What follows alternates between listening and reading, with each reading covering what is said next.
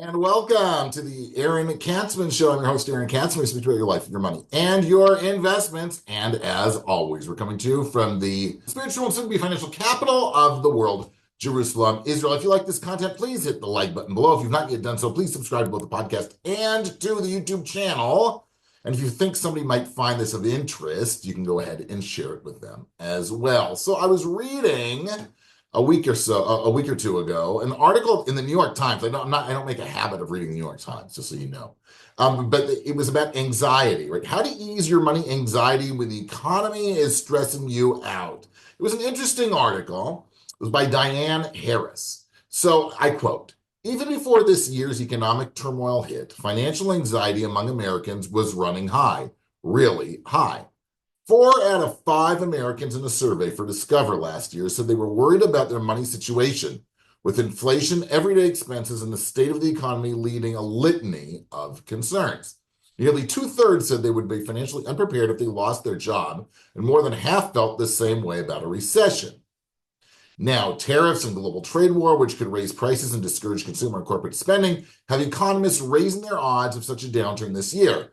Coupled with wild swings in the stock market, which is down for the year, it's no wonder that financial anxiety is spiking to new highs. Since COVID, we've all just been waiting for the next shoe to drop money-wise, says Megan McCoy, a financial therapist and an associate professor of personal financial planning at Kansas State University. For years now, it's been the kind of painful financial situation after another. We can't catch our breath. Okay, so I'll be honest with you. People don't like losing money. That's clear, okay? But you can go a long way to easing your financial anxiety if, and this was all about like if you live a financially correct life, right? If you live from paycheck to paycheck, then obviously if there's a turn in the economy, you're up the creek and you're going to get stressed, right? If you don't invest intelligently, strategically, but you listen to your friends and what hot stock picks they may put their money into, and then you watch things go down by 30%, well, you sort of had it coming.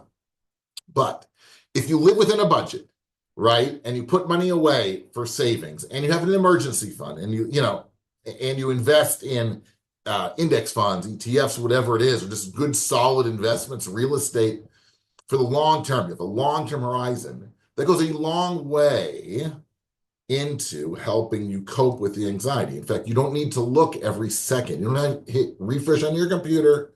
You don't have to keep checking, oh my God, I lost another 3%, another 3%, because you have a long-term horizon, right? It's that same mentality, the paycheck to paycheck mentality.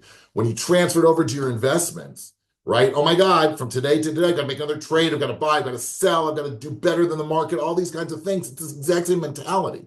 There's no long-term horizon. Financially, you have to look not from today to tomorrow, right? You have to concentrate on the long term. Like I said, those who budget and live within their budget, and within that budget, they put money away, right? They save for the long term. Those who have an emergency fund, that's exactly what it's for, right? If the economy takes a turn and you may find yourself out of work, you're underemployed, whatever it is, you have a cushion. That's the reason that we talk about these things over and over and over again, so that you are actually prepared and you don't get stressed, you don't have the anxiety. Okay, so let's just go through a few things. I've said them again, let's just rehash it. Okay, live within a budget. Okay, within that budget, put money away for medium and long-term savings. Make sure you don't have any debt. Make sure you have an emergency fund, which is 3 to 6 months of your expenses. When investing, try not to try and beat the market. Don't always invest in the latest fads. Just put your money into a well-diversified portfolio using index funds, using ETFs, whatever. Have U.S. exposure, international exposure, large cap exposure, small cap exposure. I'm not giving you investment advice that's, sort of broad-based stuff out there. You can find it anywhere on the internet. And then just roll with the punches. Okay, yeah, things are going to go down. People who plan and who understand when they invest that stock markets are volatile don't have anxiety. Again, they might, okay, not nice. It's not fun to watch your portfolio drop. But those with a long-term horizon don't really care. We've been through it so many times in the past. Just in the last 5 years, right? We had Corona, we had 2022, now we have tariffs, right? Before that, we had, 25 years ago, high-tech bubble burst, 9/11, right? Financial crisis of 2008, 2009, right? These things happen all the time. But those who are in it for the long term, don't panic. Just stay the course and have a plan. It's really have a plan. Those people do fine.